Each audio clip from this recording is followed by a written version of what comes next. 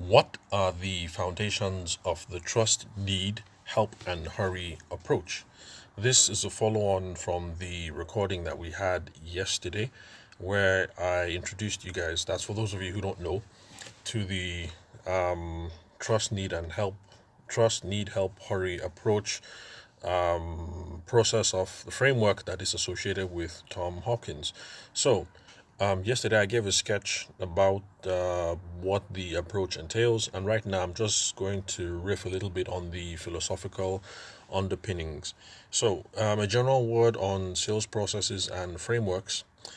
Okay, every single sales framework or every single process, how will I put this? It, every single framework has an undergirding philosophy. It has an understanding or an assessment of how people are or how human beings interact. Now, for those of you who decide to look for a sales framework instead of coming up with your own, that is one of the best ways that you can assess which one you're going to run with. You want to look for the one that is most intuitive to you. You want to look for the one that vibes with you emotionally, spiritually, intellectually, whichever other way. You want to look for the framework that has the same philosophy as you, basically, that looks at human beings the way you do and looks at the process of human interaction the way that you do. So, with that in mind, let me now introduce you to the philosophy behind Tom Hopkins' trust, need, help, and hurry approach of running through sales. Now, one of the underlying assumptions of this approach is that all sales processes are the same. Let me repeat. His key underlying assumption is that all sales processes are the same. So, in that case, there's no real difference between real estate sales, sales in the wedding industry, sales in insurance, or sales in whatever it is, however it is that you want to look at it. Tom Hopkins believes that there is no difference, that all sales are the same. And that's one of the reasons why I love his approach, because even though it was initially created for people in the real estate industry, I found that it readily translates into the wedding industry. And so, yeah, I would agree with him that all sales are the same. Now, there might be some of you who haven't been introduced to this idea before, and you're scratching your head and thinking, what does insurance have to do with real estate or weddings? But you're going to see this semblance in all sales scenario the more we explore these ideas in not just in this episode but in the future episodes of the podcast. Now, the reason why Tom Hopkins says that all sales are the same is because for him, and I agree, all customers basically follow the same migration pattern when it comes to buying something. First of all, they have to trust, there has to be a need, and then the salesperson on the other end has to be able to demonstrate that there's a meeting of has to be able to demonstrate that the product or service can indeed help sort you out of the difficulty that you are, and then the salesperson has to be able to get them to take the next commitment. And so that's basically what happens in every single situation, in every single sales situation. So take, for instance, when you take your kids to the doctor, the process is the same. It has to be a clinic that you trust. The doctor is going to sit down with you and assess if there is a need. That is, if your child does have a problem that needs solving, because sometimes there is a problem, but all you need to do is just take your child home, give him plenty of water and pepper soup or whatever, and let him sleep it off. So let's say if it's the cold. So once you are certain that there's a need, the doctor has to be able to, of course, convince you that the tools that they have in their arsenal can help, the medicines or whatever, although sometimes it's implicit, or should I say it's implied, that because the person is a doctor and there's a lot of trust that you have in that professional, sometimes the help stage is it's kind of implied, and so we just move on to the hurry stage. And of course, since it's the life of our young ones at stake, their lives and their comfort, the hurry stage when it comes to when you're dealing with your medical doctor is not as pronounced. But if you look at all other industries, you will see that the process is essentially the same. The emphasis is just different. So for those of us who are wedding professionals, the bride has to trust us. She has to be able to see that there's a meeting of minds, that we have the skill, the expertise, and we have the arsenal to be able to deliver the wedding of her dreams. We also have to be able to communicate that we're going to do as we say. And of course, then we have to be able to convince her to take the next step and let's get the show on the road. So it's basically the same. Whether you take your kids to the hospital, whether you're with a bride and you guys are discussing her wedding, or whether you want to buy, let's say, fire insurance. You're a wedding professional and you want to buy fire insurance. You have this brand new swanky office and you want to buy a fire insurance. It's going to be the same. You're only going to deal with an insurance agent or an insurance outfit that you trust, especially if this outfit that you trust is going to be able to determine that there's a level of need that they can meet. Then they're going to be able to walk you through the whole process to sign on the dotted line. So that's the first underlying assumption of this process, and that is that all sales are essentially the same. The difference is just on emphasis, and the difference is also in the order in which some of these things happen. So it doesn't always have to happen as trust, need, help, and hurry. They flow around. The order in which these things happen move around from time to time and from industry to industry. But essentially, these are the elements that you are all going to have to run through right now that you're a wedding professional. And if you do decide to leave the wedding industry and you decide to sell something else, let's say you decide to sell construction equipment or baby's clothes, or let's see what else, baby food, the process will always be the same. Establish trust, show that there's a need that you can fulfill and how you can help, and then you're going to be able to hurry and get the person to sign on the dotted line and to make you the transfer so that you can get on with it. Okay, so that is the key assumption to the whole process. All sales are the same. Now, as a sub theory underneath it, all customers initially have sales resistance, and this is something that is key to Mr. Hopkins' process.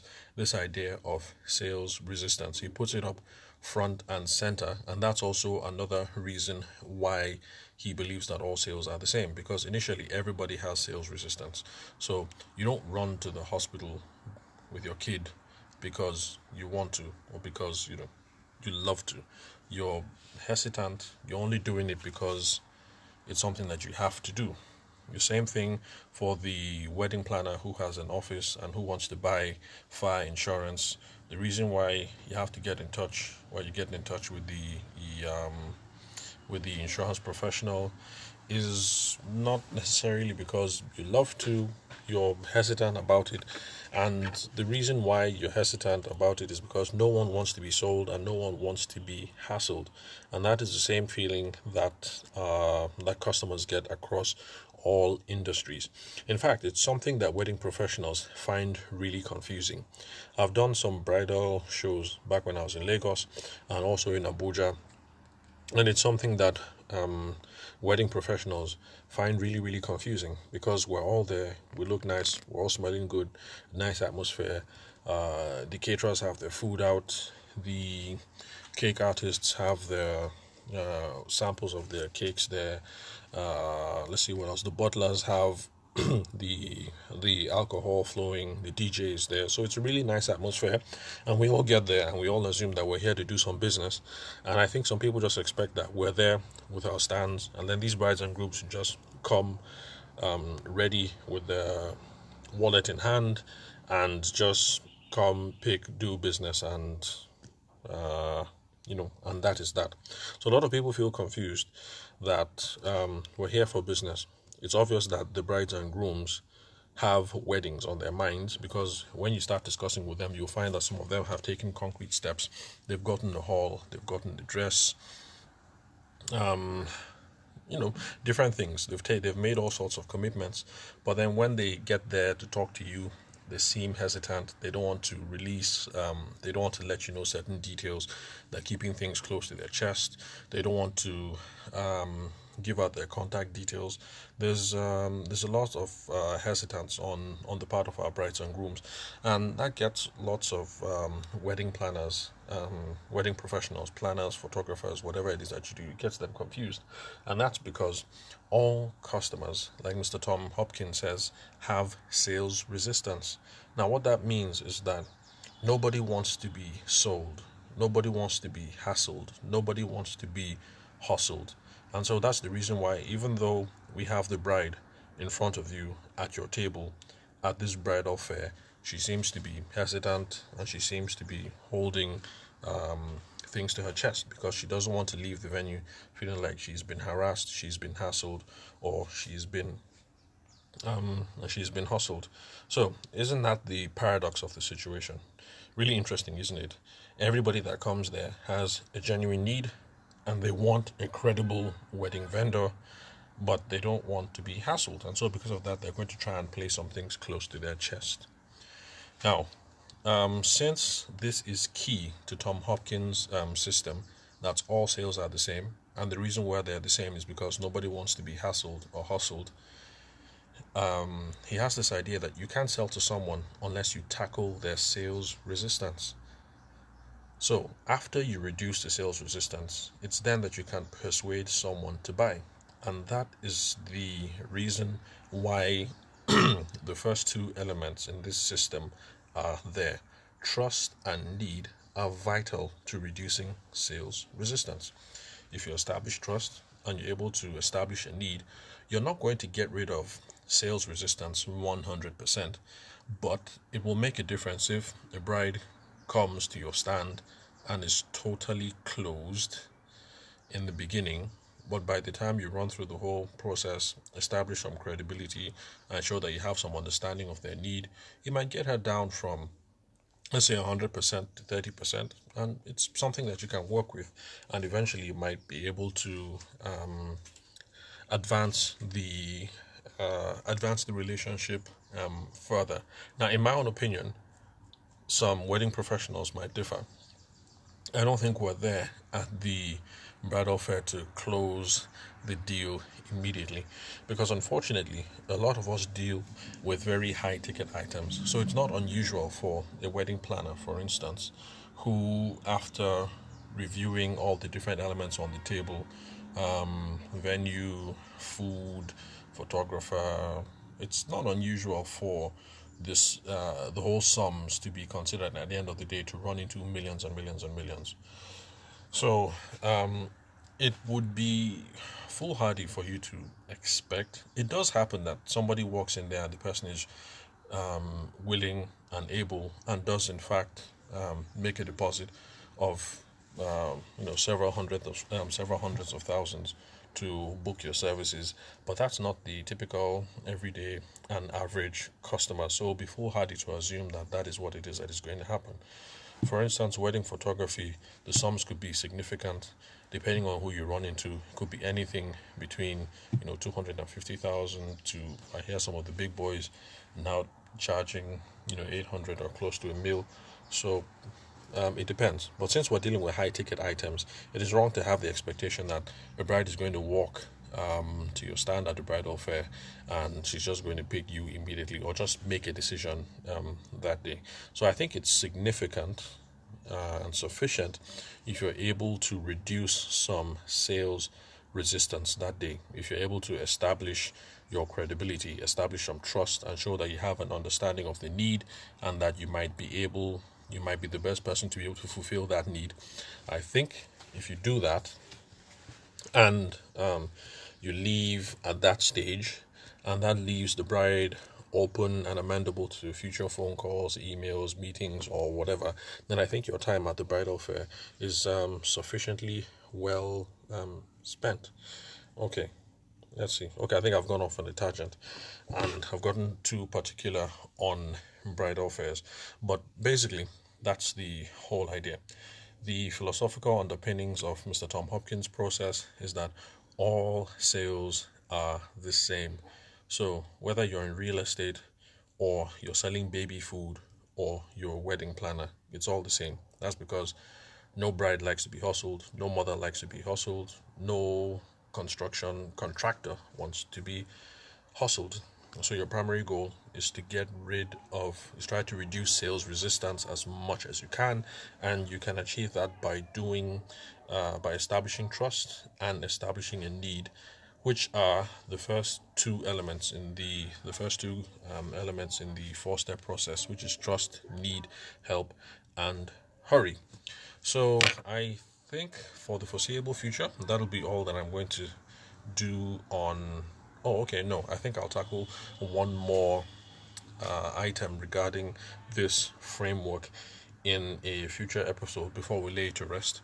After that, I want to reread the book and some of the materials that I have so I can do a proper and thorough book review so that you guys can be exposed to his process in detail and as he spells it out.